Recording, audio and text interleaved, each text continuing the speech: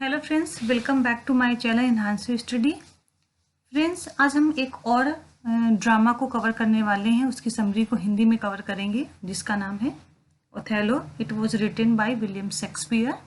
इसके जो राइटर है विलियम शेक्सपियर है और ये शेक्सपियर का बहुत ही वर्ल्ड फेमस ड्रामा माना जाता है।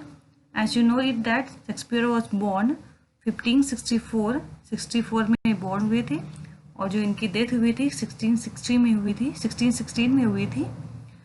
उन्होंने टोटल 37 प्लेस लिखे हैं और उन प्लेस में जो 4 ड्रामा हैं, 4 ट्रेजेडी ड्रामा हैं, जिसको हम ट्रिक के माध्यम से समझेंगे। HOKM, यहाँ पर H को हम डिनोट करते हैं हैमलेट से, O को डिनोट करते हैं ओथेलो, K किंग लियर और लास्ट में जो M है वो डिनोट होता है मैकबेथ से। तो यहाँ पर हम ओथेलो की समरी को डिटेल में कवर करेंगे। मेरी कोशिश रहेगी कि इनके जो 3 और ड्रामा है, ट्रेजेडी हैं, उनको भी हम कवर करने की पूरी मेरी कोशिश रहेगी। मैं आपको पढ़ाऊंगी। ओथेलो की स्टोरी की हम बात करें तो इस पर एक मूवी भी बन चुकी है जिसका नाम है ओमकारा। ये भी बहुत ही फेमस मूवी है जो कि इन्हीं के विलियम शेक्सपियर के जो ड्रामा है ओथेलो पर बेस्ड है। स्टोरी सेम है। तो ये तो हो गई कुछ इन्फॉर्मेशन। अब आइए हम स्टार्ट करते हैं समरी को। But before starting this video, if you are new in this channel, please like and subscribe and share this channel. Okay fine. तो हर बार की तरह जैसे मैं कोई भी नॉवेल या ड्रामा पढ़ाती हूँ तो सबसे पहले मैं कैरेक्टर को डिस्कस करती हूँ। तो यहाँ पर भी मैं सबसे पहले कैरेक्टर के बारे में बताऊंगी जिससे आपको स्टोरी समझने में आसानी होगी। तो आइए we will be continue it. तो फ्रेंड्स, यहाँ पर जो सबसे पहला कैरेक्टर है ड्यूक ऑफ वेनिस। नेक्स्ट है ब्राबेंशियो एसिनेटर। ब्राबेंशियो जो इस ड्रामा की जो मेन हीरोइन है डेस्डेमोना, उसका फादर है। नेक्स्ट है लोडोविको, किंग्समैन टू ब्राबेंशियो। ग्रेशियानो ब्राबेंशियो का भाई है और डेस्डेमोना का चाचा है, अंकल है। जो मेन कैरेक्टर है यहाँ पर ओथेलो, ये एक नोबल मूर है। कैसियो, इसका भी इस ड्रामा में बहुत ही इम्पोर्टेंट रोल विलियम शेक्सपियर के द्वारा डिस्क्राइब किया गया है। नेक्स्ट है इयागो ओथेलो का मेन विलेन है और यही पूरे प्ले में कॉन्स्पिरेसी करता है, जिसकी वजह से जो ओथेलो होता है वो डेस्डेमोना पर डाउट्स करता है और लास्ट में वो उसको मार देता है। इसके बाद हम डेस्डेमोना की बात करेंगे जो कि ब्राबेंशियो की पुत्री है और वो ओथेलो की वाइफ है। वो इस ड्रामा की मेन हीरोइन है। इमिलिया इयागो की वाइफ है, उसका भी इस ड्रामा में बहुत ही इम्पोर्टेंट रोल है। वो ही क्लैरिफाई करती है, सब कुछ सच बताती है ओथेलो को कि डेस्डेमोना ने तुम्हें कोई धोखा नहीं दिया है और इयागो की पूरी सच्चाई को ओथेलो के सामने डिस्क्लोज करती है। नेक्स्ट जो कैरेक्टर है रोड्रिको, इसका भी इस ड्रामा में एक इम्पोर्टेंट रोल दिखाया गया है। और लास्ट में जो मेन कैरेक्टर है बियांका, जो कि कैसियो की मिस्ट्रेस है। तो यहाँ पर तो हमने जितने भी मेजर और माइनर कैरेक्टर्स थे उनको यहाँ पर डिस्कस किया है। कैरेक्टर डिस्कस करने का जो मेन मोटिव होता है फ्रेंड्स, वो ये कि एग्ज़ाम में कैरेक्टर बेस्ड भी क्वेश्चन पूछे गए हैं। तो आपको जो उस ड्रामा में या नॉवेल्स में जो भी माइनर और मेजर कैरेक्टर हैं उनके बारे में एक आइडिया होना बहुत ही ज़रूरी है। तो चलिए हम अब नेक्स्ट स्लाइड की ओर कंटिन्यू करते हैं और नेक्स्ट स्लाइड में हम देखते हैं कि इस ड्रामा में और कौन कौन से मेन इम्पॉर्टेंट पॉइंट्स हैं, क्योंकि पॉइंट्स जो भी इस ड्रामा में हैं ओथेलो में वो भी आपको अच्छे से रिमाइंड होने चाहिए। तो सबसे पहला पॉइंट है कि सबसे पहले तो हम इसका फुल टाइटल ही समझ लेते हैं कि ओथेलो का जो फुल टाइटल है tragedy of Othello the Moor of Venice. ये इसका फुल टाइटल है और जैसा कि मैंने पहले ही आपको बताया है कि ये इसका जो जॉनरा है, यानी जो इसकी स्टाइल है, शैली है, वो ट्रेजेडी में लिखी गई है। और and it was written between 1601 and 1604 England, यानी ये 1601 से और 1604 के बीच में लिखा गया था विलियम शेक्सपियर के द्वारा। बट जो पब्लिकेशन की जो डेट है वो 1622 है, यानी after the death of William Shakespeare it was published, यानी जो पब्लिश की जो डेट है वो 1625 है। और जबकि हम जानते हैं कि जो विलियम शेक्सपियर है उनकी डेथ 1616 में हो गई थी। It was written in 5 act, ये 5 एक्ट में लिखा गया है। विलियम शेक्सपियर के मोस्टली प्ले 5 एक्ट में लिखे गए हैं। इसके सेटिंग की बात करें तो वेनिस में इसकी सेटिंग रखी गई है। सेटिंग आपको इम्पॉर्टेंट है, आपको याद रखना है कि पब्लिकेशन की डेट क्या है, कितने एक्ट में लिखा गया है और सेटिंग कहाँ रखी गई है। और इसका जो सबसे लास्ट इम्पॉर्टेंट पॉइंट है वो है it is based on the story Un Capitano Moro by सिंथियो, Italian writer, यानी जो ओथेलो की स्टोरी को विलियम शेक्सपियर ने अडॉप्ट किया है, एक इटालियन राइटर है जिनका नाम है सिंथियो, उनकी एक स्टोरी है, इनका एक वर्क्स है अन कैपिशियानो मोरो, उससे इन्होंने अडॉप्ट किया है ओथेलो की स्टोरी को। तो ये भी आपके लिए बहुत ही इंपॉर्टेंट पॉइंट बन जाता है एग्जाम के पॉइंट ऑफ व्यू से। तो फिलहाल फ्रेंड्स, इसमें जितने भी मैंने इस स्लाइड में जितने भी पॉइंट्स हैं सारे मैंने इंपॉर्टेंट ही यहाँ पर लिखे हैं, मेंशन किए हुए हैं। तो आपको ये सारे पॉइंट्स अच्छे से लर्न कर लेने हैं।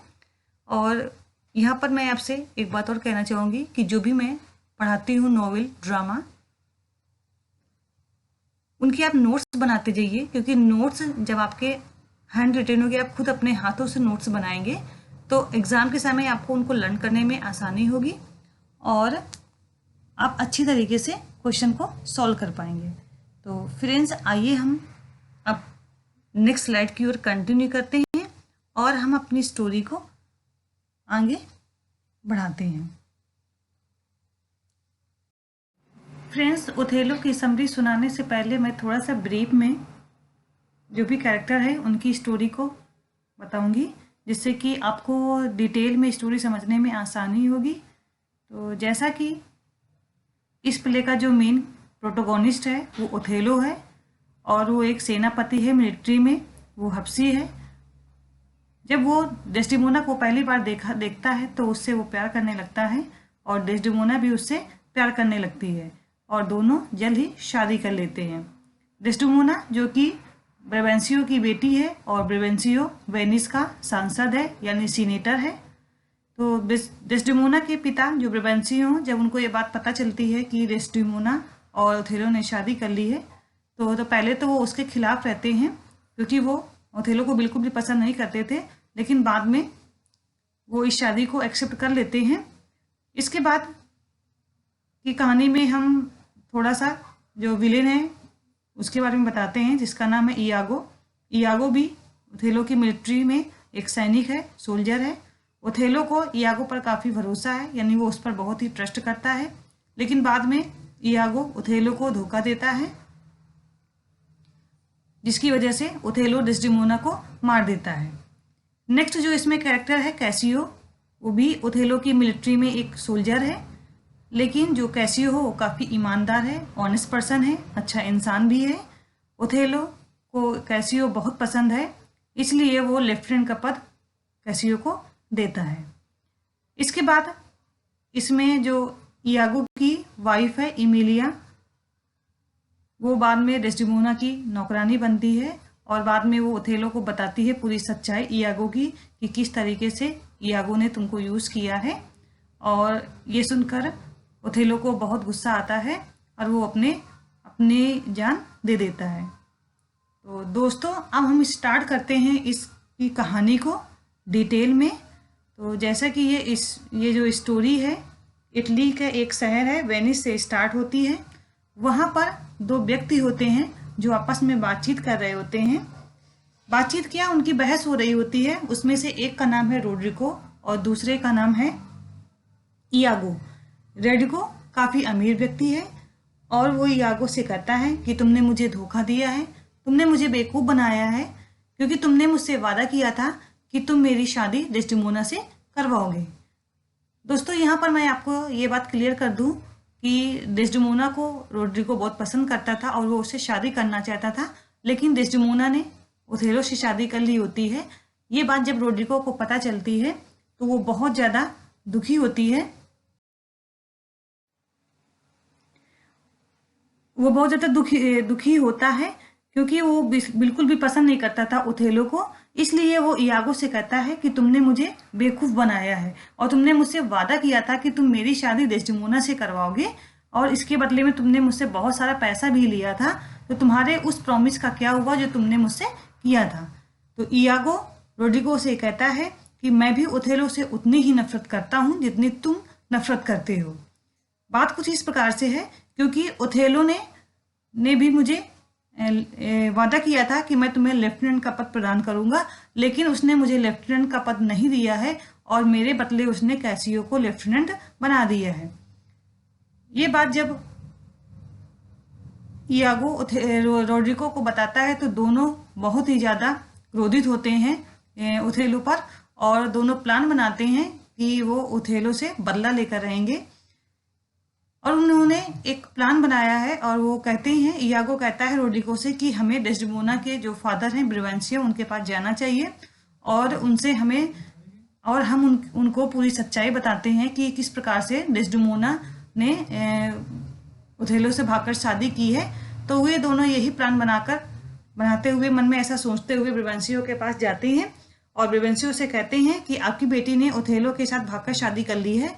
जब ये बात ब्रेवेंसियो को पता चलती है तो वो क्रोध से आग बबूला हो जाता है क्योंकि वो वेनिस का सीनेटर होता है यानी सांसद होता है। तो उसे ये बिल्कुल भी अच्छा नहीं लगता है कि उसकी बेटी एक ऐसे इंसान से शादी कर रही है, मतलब शादी कर लिया है उसने जो उसके लिए बिल्कुल भी डिजर्व नहीं करता था। इसलिए वो भी ओथेलो से नफरत करने लगता है ब्रेवेंसियो और वो भी उससे बदला लेने के लिए इनके साथ मिल जाता है, यानी इयागो और रोड्रिगो के साथ मिल जाता है। अब इसके बाद क्या होता है कि यहाँ पर इयागो एक दूसरी प्लानिंग करता है। वो ओथेलो के पास जाता है और ओथेलो से कहता है कि डेस्डेमोना के फादर को पता चल गया है कि आपने डेस्डेमोना से भागकर शादी की है। और जब ये बात ओथेलो सुनता है तो वो कोई भी रिएक्शन नहीं देता है, यानी कुछ भी इयागो से नहीं कहता है। तो दोस्तों यहाँ पर हमने देखा कि किस प्रकार से जो इयागो होता है वो डबल गेम यहाँ पर खेल रहा है, यानी ब्रेवेंसियो को ओथेलो के खिलाफ भड़का रहा है और ओथेलो को ब्रेवेंसियो के खिलाफ वो भड़काता है। इसके बाद जब ब्रेवेंसियो ओथेलो से मिलता है तो वो ओथेलो को लेकर जो वेनिस का ड्यूक होता है उसके पास ले जाता है और उससे कहता है कि इसने मेरी बेटी को फंसाया है और अपने प्यार के जाल में इसको फंसाया है और इसे भगा कर ले गया था और दोनों ने मिलकर शादी कर ली है और मेरी बेटी इसको बिल्कुल भी पसंद नहीं करती है और इसने ज़बरदस्ती मेरी बेटी से शादी की है। जब ये बात ड्यूक को पता चलती है तो वो बहुत ज़्यादा ओथेलो पर गुस्सा होते हैं क्योंकि वेनिस का जैसा रूल्स था कि वहाँ पर किसी भी लड़की से ज़बरदस्ती शादी नहीं की जा सकती है। अगर कोई ऐसा करता है तो उसे मृत्युदंड की सज़ा दी जाएगी। लेकिन यहाँ पर ड्यूक कहता है कि अगर ओथेलो के स्थान पर कोई और होता तो उसे तुरंत ही मृत्यु की सज़ा दे दी जाती, लेकिन जो ओथेलो है वो मिलिट्री का सेनापति है, इसलिए हमें एक मौका देना चाहिए कि वो अपनी बात को रख सके। इसके बाद ओथेलो ड्यूक से कहता है कि मैंने कोई डेस्डेमोना को नहीं फंसाया है, हम दोनों एक दूसरे से बहुत प्यार करते हैं और अगर आपको मुझ पर भरोसा नहीं है तो आप ये बात डेस्डेमोना से पूछ सकते हैं। इसके बाद ड्यूक के आदेश पर डेस्डेमोना को बुलाया जाता है और डेस्डेमोना आती है। वो एक्सेप्ट करती है कि मैं ओथेलो को पसंद करती हूँ, प्यार करती हूँ, जितना ओथेलो मुझको पसंद करता है उतना मैं भी उसको पसंद करती हूँ। तो यहाँ पर जो ब्रेवेंसियो होता है ये सुनकर शॉक हो जाता है तो वो कुछ भी नहीं बोल पाता है। इसके बाद जो ड्यूक होता है उसको ये पता चलता है कि जल्द ही तुर्कों का आक्रमण होने वाला है और अगर तुर्कों का आक्रमण हुआ तो उसके लिए ओथेलो का होना बहुत ज़रूरी है क्योंकि वही एक ऐसा बहादुर सेनापति है जो तुर्कों का मुकाबला कर सकता है। इसलिए यहाँ पर जो ड्यूक होता है वो ये डिसीजन लेता है कि ओथेलो और जो डेस्डेमोना की जो शादी है वो सही है क्योंकि दोनों एक दूसरे को पसंद करते हैं और उस शादी को वो कानूनी बताता है और डेस्डेमोना को डेस्डेमोना के जो पिता होते हैं उनको इस शादी को स्वीकार करना पड़ जाता है। तो इस प्रकार से पहले जो ब्रेवेंशियो था वो बिल्कुल भी ओथेलो को पसंद नहीं करता था, लेकिन जैसा ड्यूक के आदेश के अनुसार उसे इस शादी को एक्सेप्ट करना पड़ता है। इसके बाद फ्रेंड्स, जो ड्यूक होता है वो ओथेलो को अपने पास बुलाता है और उसे कहता है कि विनीसियस, बेड़े को संभालने के लिए तुम्हें साइप्रस जाना होगा। यानी साइप्रस एक ऐसी जगह है जहाँ पर तुम्हें जाना होगा। तुम्हें वहां पर साइप्रस को तुर्कों के आक्रमण से बचाना है, क्योंकि साइप्रस पर तुर्कों का आक्रमण होने वाला है और तुम ही एक ऐसे व्यक्ति हो जो तुर्कों का मुकाबला अच्छे से कर सकते हो। हालांकि तुम्हारी अभी नई नई शादी हुई है, तो तुम डेस्डेमोना को भी अपने साथ लेकर जा सकते हो और तुम्हारे साथ साइप्रस जाने के लिए मैं इयागो और रेडिको को भी भेज रहा हूँ, जिससे वो तुम्हारी हेल्प वहाँ पर हो जाएगी और तुम्हारी वो मदद भी करेंगे। तो फ्रेंड्स, इस प्रकार से ये सारे लोग समुद्र के रास्ते साइप्रस जा रहे होते हैं और जब ये लोग साइप्रस पहुँचते हैं तो उसी वक्त जो साइप्रस का जो राज्यपाल होता है, जिसका नाम होता है मोन्टाइनो, उसको ये खबर मिलती है कि उसने एक खबर दी कि तूफान बहुत ज़्यादा तेज है, यानी समुद्र में बहुत ही भयंकर तूफान आ गया है, जिससे कि जो तुर्कों का बेड़ा है वो शीघ्र ही उसी तूफान में यानी समुद्र में डूब जाएगा। इसलिए हमें चिंता करने की ज़्यादा ज़रूरत नहीं है, क्योंकि तुर्क हम पर आक्रमण नहीं कर पाएंगे। इसके बाद अब कहानी में कैसियो की एंट्री होती है। कैसियो ओथेलो के सेना में एक सैनिक है और कुछ ही दिन पहले ओथेलो ने उसे लेफ्टिनेंट बना दिया है और इसी के साथ ये डेस्डेमोना का भी वो अच्छा दोस्त भी बन जाता है। यानी डेस्डेमोना और कैसियो काफ़ी टाइम व्यतीत करते हैं और इस प्रकार से जो डेस्डेमोना है वो कैसियो के काफ़ी क्लोज हो जाती है एज ए फ्रेंड। इसके बाद जब ओथेलो और उसकी सेना को पता चलता है कि तुर्क जो हैं वो समुद्र में डूब गए होंगे, तो सारे जितने भी उनके ओथेलो के जितने भी सोल्जर्स होते हैं, उसके साथ जितने भी लोग आए हुए होते हैं, वो सारे जश्न मनाने लगते हैं, क्योंकि उनको ऐसा लगने लगता है कि अब तुर्क साइप्रस पर आक्रमण नहीं कर पाएंगे, इसलिए वो लोग सब जश्न मनाने लगते हैं। ओथेलो कैसियो से कहता है कि मैं डेस्डेमोना के साथ सोने जा रहा हूँ, तुम यहाँ के लोगों को संभालो और तुम्हें ज़्यादा जश्न मनाने की जरूरत नहीं है, क्योंकि अभी भी खतरा टला नहीं है, दुश्मन अभी भी आक्रमण कर सकते हैं। तो दोस्तों, ये थी ओथेलो की स्टोरी। इसके आगे क्या होता है उसको हम नेक्स्ट वीडियो में कवर करेंगे, और तो इसलिए नेक्स्ट वीडियो जरूर देखिएगा। इसका जो पार्ट 2 होगा उसमें जो रिमेनिंग स्टोरी है उसको हम सुनाएंगे। तो फ्रेंड्स, आज के लिए बस इतना ही। आपको ये वीडियो कैसा लगा जरूर बताइएगा। और फ्रेंड्स, अगर आपने इस चैनल को सब्सक्राइब नहीं किया है तो जल्दी से इस चैनल को सब्सक्राइब कर लीजिए और शेयर करिए अपने दोस्तों के साथ, जिससे वो भी इस चैनल का बेनिफिट उठा सके और उन्हें भी अच्छे से नॉलेज मिल सके। तो थैंक यू सो मच।